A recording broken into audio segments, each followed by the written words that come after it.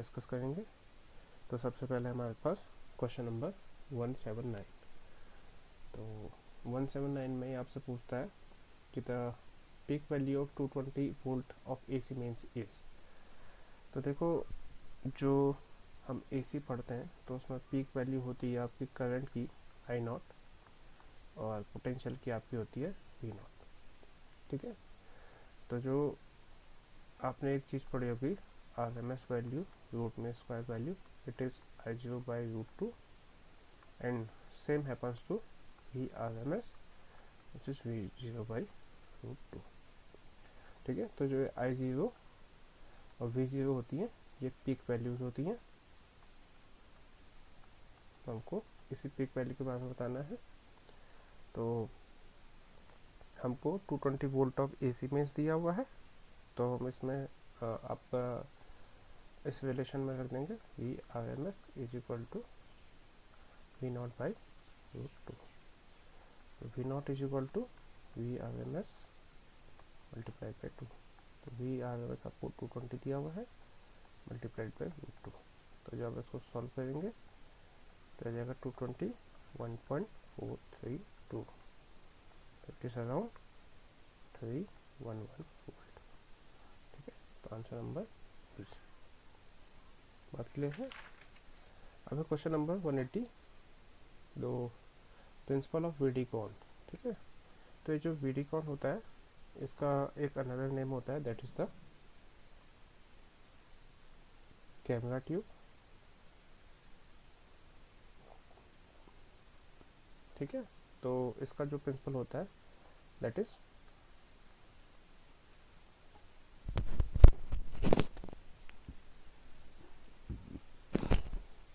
तो इसका एक प्रिंसिपल होता है दैट इज फोटो कंडक्टिविटी।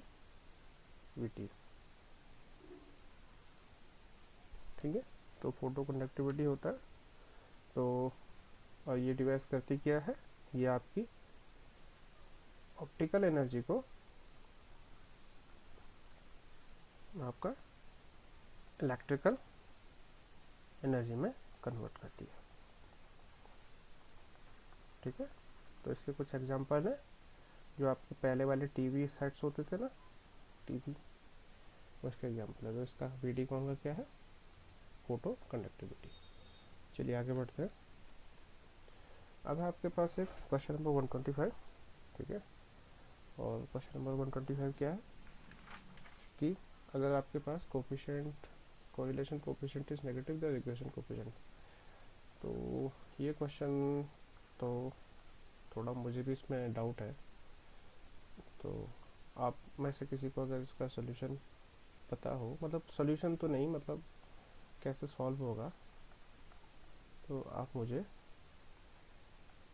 बता सकते हैं। ठीक है, तो मैं आपके आंसर्स का वेट करूँगा। ठीक है, अब question number 126, y is equal to M G L upon pi R square L.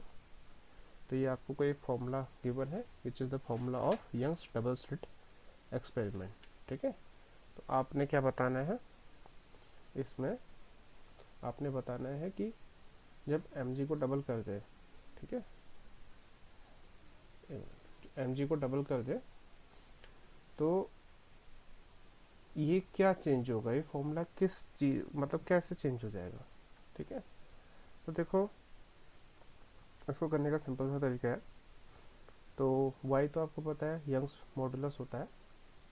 ठीक है, यंग्स मॉड्यूलस कहते हैं इसको।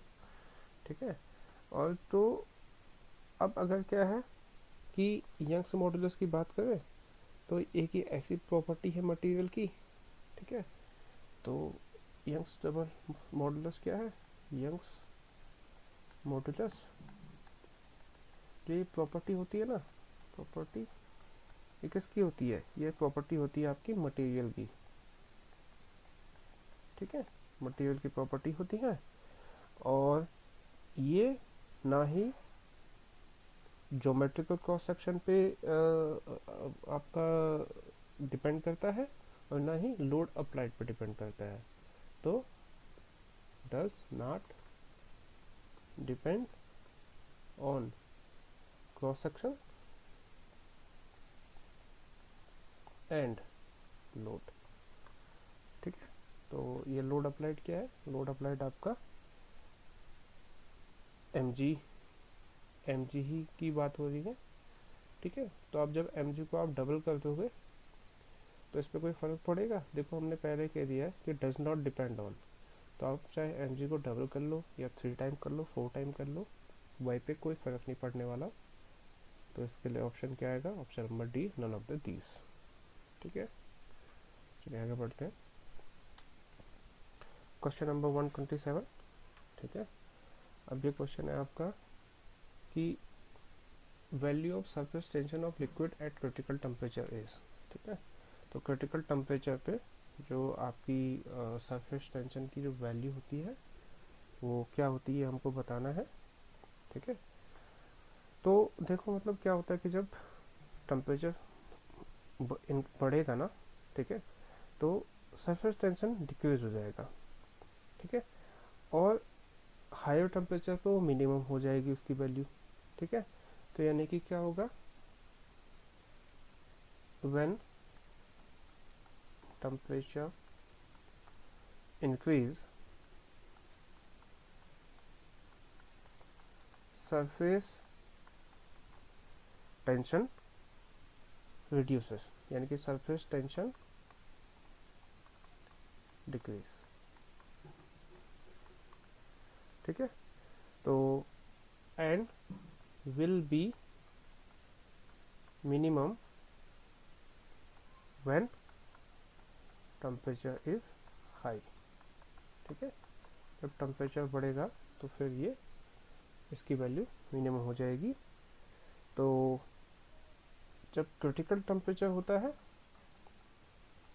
क्रिटिकल टेम्परेचर, तो ये जो सरफेस टेंशन होता है वो आपका 0 हो जाएगा। ठीक है, तो क्रिटिकल टेम्परेचर पे आपका सरफेस टेंशन की वैल्यू 0 हो जाती है। तो 0 तो आपको इसमें आंसर में दिया नहीं है, इसका मतलब नन ऑफ द दीज। ठीक है, क्वेश्चन नंबर 128 करते हैं। तो ये क्वेश्चन है कि if the pressure at half the depth of the lake is equal to 2/3 the pressure of the bottom. ठीक है, तो कोई भी हमारे पास अगर लेक है तो उसके जो हाफ में जो प्रेशर है बॉटम का 2/3 टाइम्स है, तो हमको लेक की डेप्थ निकालनी है। ठीक है, तो देखो इसको करने के हमारे पास बहुत सारे तरीके हैं, बट अगर हम एक सिंपल अप्रोच लें तो हम ऐसा कर लेंगे कि सबसे पहले प्रेशर निकाल लेंगे आपका बॉटम का। ठीक है, तो बॉटम का प्रेशर निकालोगे तो हो जाएगा आपका P0 प्लस H रो जी। ठीक है, तो अब हमको क्या बताया हुआ है कि हाफ वे, ठीक है, pressure at half is equal to 2/3 pressure at bottom. ये हमको आप उसने पहले ही मेंशन किया हुआ है।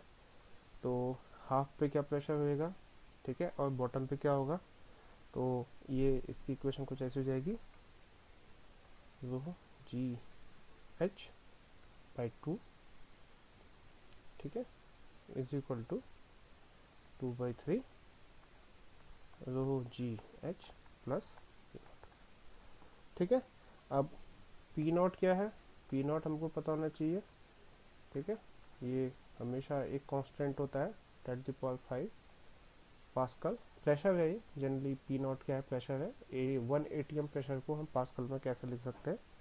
ठीक है, और आपके पास क्या है, डेंसिटी है, वाटर की डेंसिटी आपको पता होनी चाहिए 10⁻³ kg पर मीटर क्यूब होती है।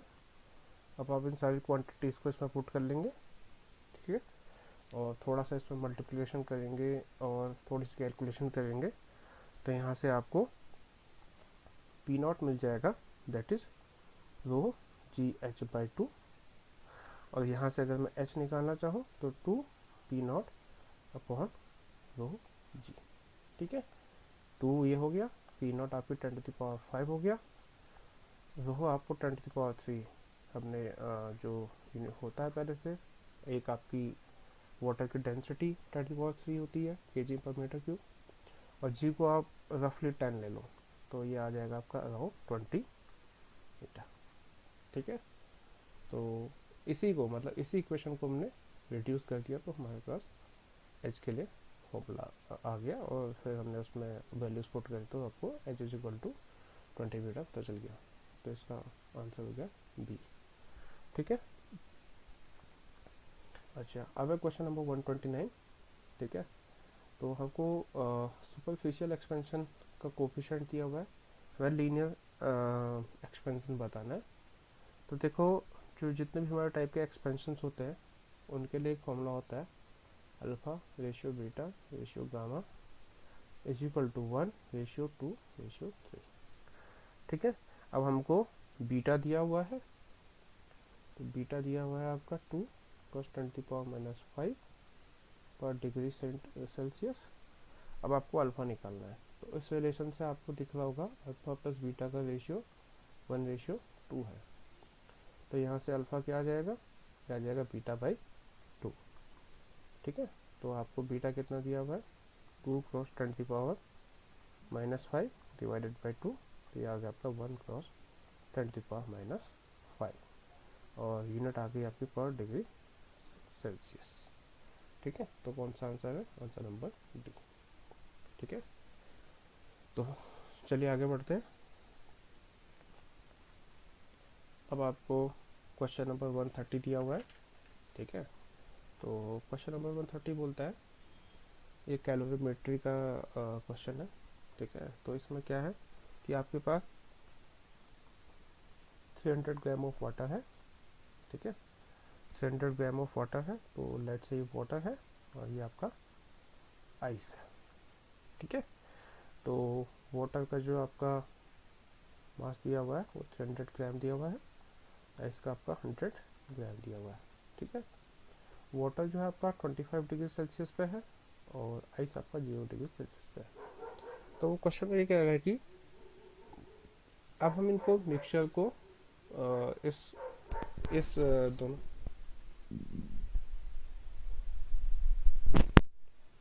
तो बोल रहा है कि अब हम इनको क्या करें, दोनों को का जो टेम्परेचर होगा इस मिक्सचर का, अगर हम दोनों को मिक्स कर दें तो उसका फाइनल टेम्परेचर क्या होगा। ठीक है, तो देखो वैसे क्वेश्चन बहुत लेंथी सा है, मैं लेकिन आपको एक शॉर्ट में बता देता हूँ। जैसे आइस है ना, जो सबसे पहले आइस क्या होगा 0 डिग्री सेल्सियस वाटर पे कन्वर्ट होगा। ठीक है, और सेम वे आपका जो वाटर है वो आपका 0 डिग्री सेल्सियस वाटर पे आ जाएगा, जो 25 डिग्री सेल्सियस पे। ठीक है, तो आप इसको आके सॉल्व कर सकते हो। आप इसमें हीट रिक्वायर्ड H=ml से कर लोगे। ठीक है, और L जिसमें लेटेंट हीट है, और ऐसे ही आप हीट रिजेक्टेड के लिए कर सकते हो। ठीक है, हीट रिजेक्टेड के लिए Q=mc∆T। तो आप इनको सॉल्व कर सकते हो। और नहीं देखो, हमसे तो सिर्फ मिक्सचर का टेम्परेचर पूछा है ना, तो हमने दोनों ही जो मटेरियल है उनको 0 डिग्री सेल्सियस पे ले आए। आइस को 0 डिग्री सेल्सियस वाटर पे ले आए, वाटर को 0 डिग्री सेल्सियस वाटर पे ले आए जो 25 डिग्री सेल्सियस पे था। तो हम तो इसमें सीधे भी आंसर देख सकते हैं कि भाई 0 डिग्री सेल्सियस इसका फाइनल टेम्परेचर होगा। ठीक है, और अगर आप इसको फर्दर सॉल्व करना चाहते हैं तो आप इसको फर्दर भी सॉल्व कर सकते हैं। आप हीट रिक्वायर्ड और हीट रिजेक्टेड दोनों निकाल दीजिए। ठीक है, उसके बाद आपको हीट डिफरेंस मिल जाएगा। तो आप इसको जब फर्दर कैलकुलेशन करेंगे तो आपको ये पता चल जाएगा कि ये सारा काम 0 डिग्री सेल्सियस पे ही हो रहा है। ठीक है, तो ये है, तो इसका आंसर हो गया डी। अच्छा 131, I am not sure about the question number 131। ठीक है, मुझे इसका एग्जैक्ट तो मैं नहीं बोल सकता, लेकिन जो एंगल ऑफ विब्रेशन होता है उसके लिए मेरे को नोटेशन पता है, that is the tan theta is equal to आपका 1 minus r square by r, यह आता है sigma x sigma y upon sigma x square plus sigma y square. तो अगर आपको इसका आंसर भी पता हो तो मुझे जरूर बताइएगा। ठीक है, तो फिर आ गया क्वेश्चन नंबर 132। ठीक है, अब इसमें हमको बताना है कि करंट कब फ्लो होगा इस पूरे सर्किट में। तो देखो यार सिंपल सा क्वेश्चन है।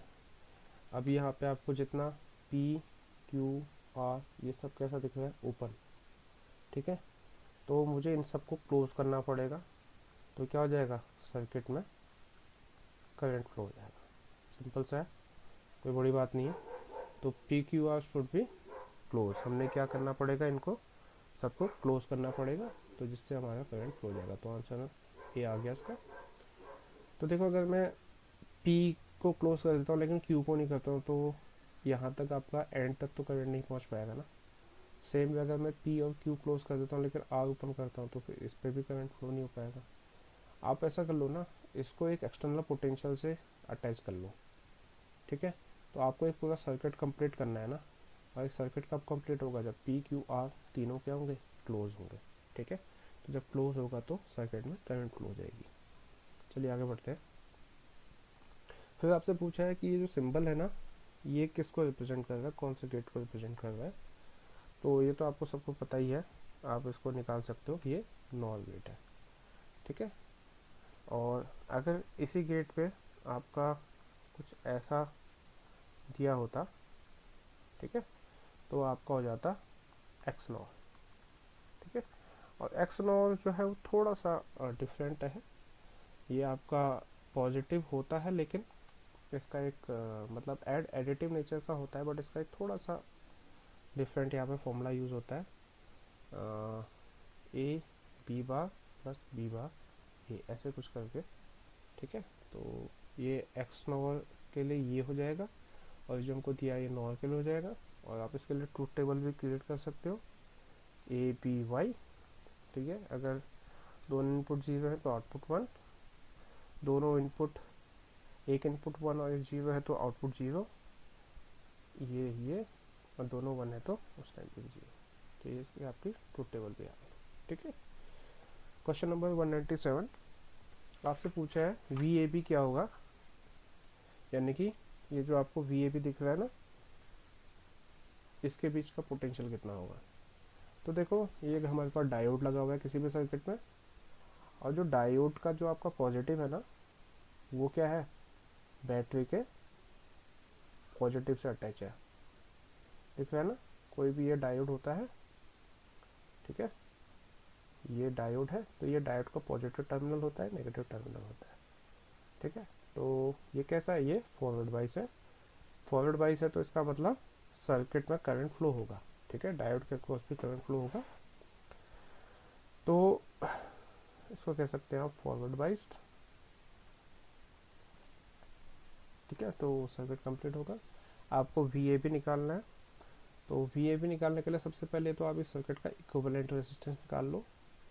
तो देखो ये वाला 10 और ये वाला 10 दोनों क्या है, पैरेलल में है, तो इनका आर आ जाएगा 10 क्रॉस 10 अपॉन 20, तो आपका आ गया 5 ओम, ठीक है। फिर ये इनका जो इक्विवेलेंट आया 5 ओम, वो इस 10 के सीरीज में है, तो आर इक्विवेलेंट पूरे सर्किट का क्या आ गया, 10 प्लस 5 इज इक्वल टू 15 ओम, ठीक है। अब आपको V पता है, दिस इज 30 वोल्ट, आपको R पता चल गया, दिस इज 15 ओम, तो आप I निकाल सकते हो। I क्या हो जाएगा, V बाई R, तो ये हो जाएगा आपका 30 बाई 15 यानी कि 2 एम्पियर, ठीक है।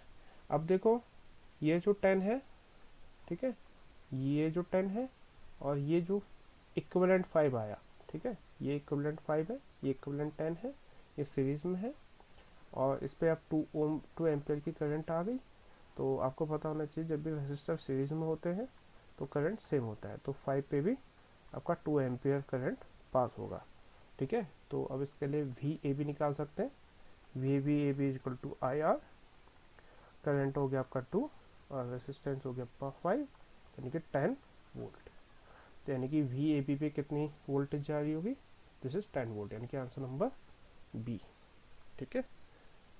चलिए थैंक यू, बाकी के क्वेश्चंस नेक्स्ट क्लास में।